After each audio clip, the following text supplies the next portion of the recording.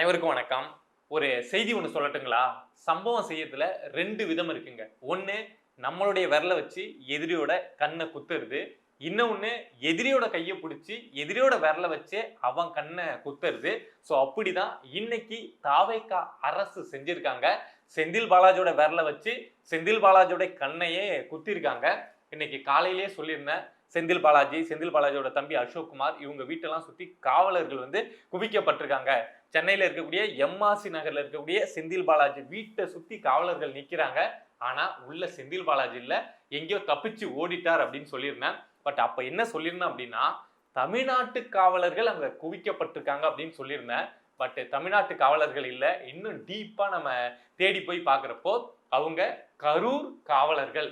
கரூர் காவலர்கள்னா என்னப்பா அவ்வளவு ஸ்பெஷலா அப்படின்னா, கரூர் அது சுத்து வட்டார பகுதியோட டான் இல்லையா செந்தில் பாலாஜி.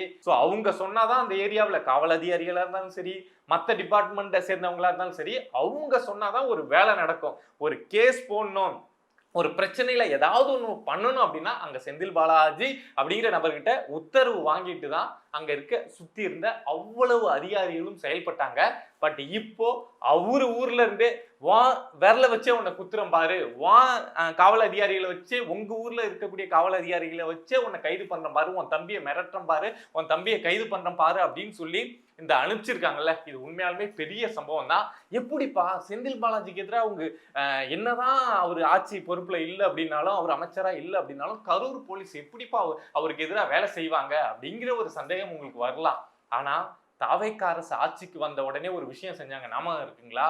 ஒரு 19 காவல் அதிகாரிகளை கரூர்ல இருந்து அங்க வேலை பார்த்த காவல் அதிகாரிகள் 19 பேரை, இன்ஸ்பெக்டர்ல இருந்து கீழே அடிமட்டத்துல இருக்க 19 பேரை மாத்திட்டு புதுசா 19 பேர் அங்க கொண்டு வந்தாங்க.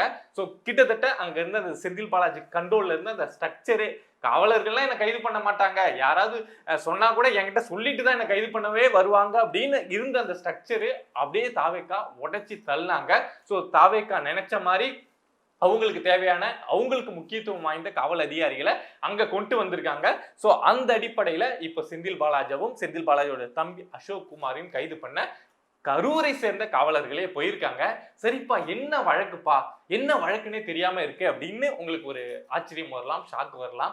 எனக்கும் இருந்தது. காலையில இந்த ஜாப் ராக்கெட் வழக்கா, இல்ல இந்த டாஸ்மாக் முறைகேடு வழக்கா, இல்ல இந்த டிரான்ஸ்ஃபார்மர் ப்ரொக்யூர்மெண்ட் பண்ணாரு அந்த வழக்கா, இல்ல கரும என்னென்னமோ பண்ணி வச்சிருக்காரு அந்த வழக்கா, கரூர் கூட்ட நெரிசல் வழக்கா அப்படின்லாம் நம்ம டீப்பா யோசிச்சுட்டு இருந்தப்போ, நம்ம யோசிக்காத ஒரு சைட்ல இருந்து இந்த வழக்கு அப்படிங்கிறது அசோக் குமார் மேலையும் செந்தில் பாலாஜி மேலையும் வந்திருக்கு. என்ன அப்படின்னா 2023 இன்கம் டேக்ஸ் ஆபீசர்ஸ் கரூர்ல இருக்கக்கூடிய செந்தில் பாலாஜி அவங்களுடைய தம்பி அசோக் குமார் அவங்க வீட்டுக்கெல்லாம் ரைடு நடத்துறதுக்காக, அப்பதான் இனிஷியல் ஸ்டேஜ் அது.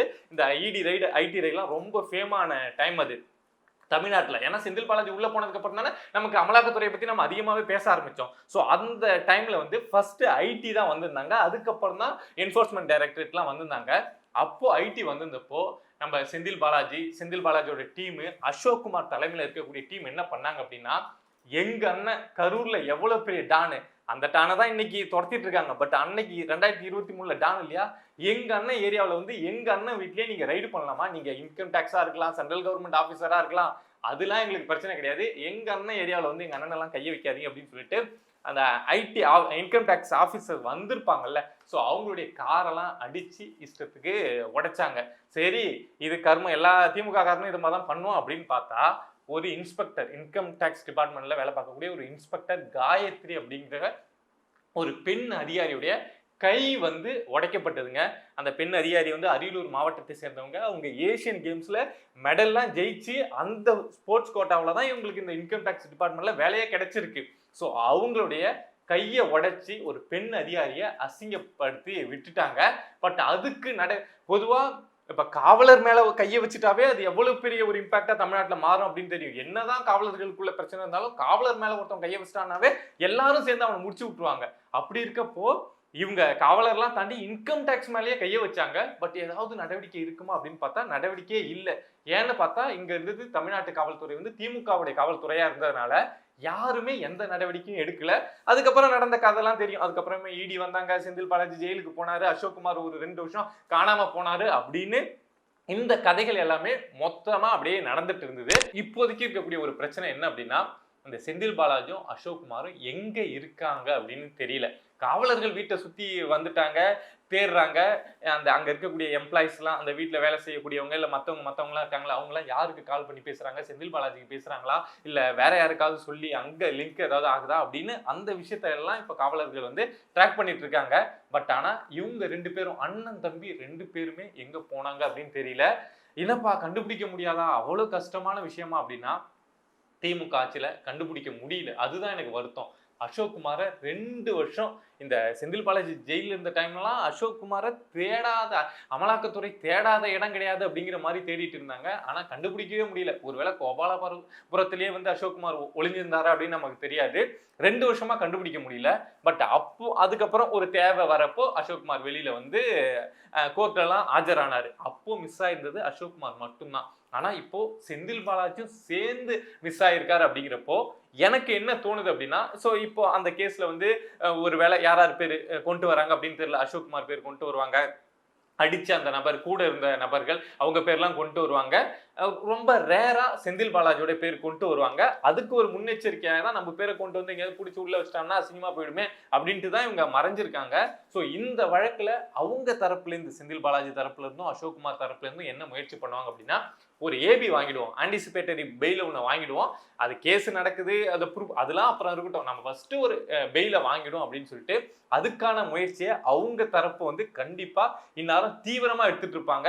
பெரிய பெரிய அட்வொகேட் இருக்காங்கல்ல, அவங்களெல்லாம் கொண்டாந்து எப்படி வாதாட வச்சு நம்ம முன்ஜாமீன் வாங்கலாம் அப்படின்னு அவங்க பக்கம் பண்ணிட்டு இருப்பாங்க. பட் இங்க தமிழ்நாடு அரசும் இந்த கரூர் போலீஸும் இல்ல இந்த தாவேக்காவும் என்ன செய்யணும் அப்படின்னா, அவங்க ஏபி வாங்கறதுக்கு முன்னாடி துரத்தி செந்தில் பாலாஜி இந்த வழக்குல பிடிக்க முடியுமா, அடைக்க முடியுமா அப்படின்னு தெரியல. ஆனா அவரு அடைக்கிறதுக்கு இன்னும் நிறைய வழக்கு இருக்கு. ஆனா இந்த அசோக்குமார இந்த வழக்குல, ஏன்னா அசோக்குமார் தான் அந்த கண்ட்ரோலியே, ஒட்டுமொத்த கண்ட்ரோலியே, அந்த பொறுக்கிங்க அங்க அடிச்சு அந்த நபர்கள்லாம் வச்சிருந்த நபர் தான் அசோக்குமார் தான். சோ அந்த அசோக்குமார கண்டிப்பா தாவேக்காவால இந்த வழக்குல அரெஸ்ட் பண்ண முடியும். சோ ஏவி வாங்கறதுக்கு முன்னாடி இந்த அசோக்குமாரை இந்த தாவேக்கா அரசு கைது பண்ண வேண்டியது அப்படிங்கிறது அவசியம். இந்த பெண் அதிகாரியெல்லாம் இந்த அசோக்குமார் தாக்குனாரு, அதுக்காக கைது பண்ணோம், அதெல்லாம் ஓகே தான். ஆனா செந்தில் பாலாஜி கூட ஒரு 450 நாள் கிட்ட ஜெயில போய் இருந்துட்டு வந்துட்டாரு. ஆனா இந்த அசோக்குமார் ஜெயில் பக்கமே போலியே. செந்தில் பாலாஜி எந்த அளவுக்கு கரூர்ல டானா இருக்காரோ, ஒரு நிழல் உலக டானா யார் இருந்தாரு அப்படின்னா அசோக்குமார் தான். ஆனா அசோக்குமார் வந்து ஒரு நாள் கூட களி திங்கவே இல்லையே, புழல் சிறை எப்படி இருக்குன்னு பார்க்கவே இல்லையே. சோ அது வந்து மனசுக்குள்ள ஒரு வருத்தமா இருக்கு. தாவேக்கா அரசு அந்த வருத்தத்தை நீக்கி அசோக்குமார புழலுக்குள்ள வச்சாங்க அப்படின்னா ரொம்ப சந்தோஷம். ஆனா இப்போ இந்த பொலிட்டிக்கல் இந்த இதை பாக்குறப்போ நல்லா இருக்குங்க. செந்தில் பாலாஜி பயந்து ஓடுறாரு, ஓடி ஒளிறாரு. 5 வருஷமா என்ன ஆட்டம், ஜெயில இருந்தா கூட நான் அமைச்சரா தான் இருப்பான் அப்படின்னு இருந்த நபர் இன்னைக்கு ஓடி போய் ஒளிறாரு அப்படின்னா பார்க்க நல்லா இருக்குல்ல.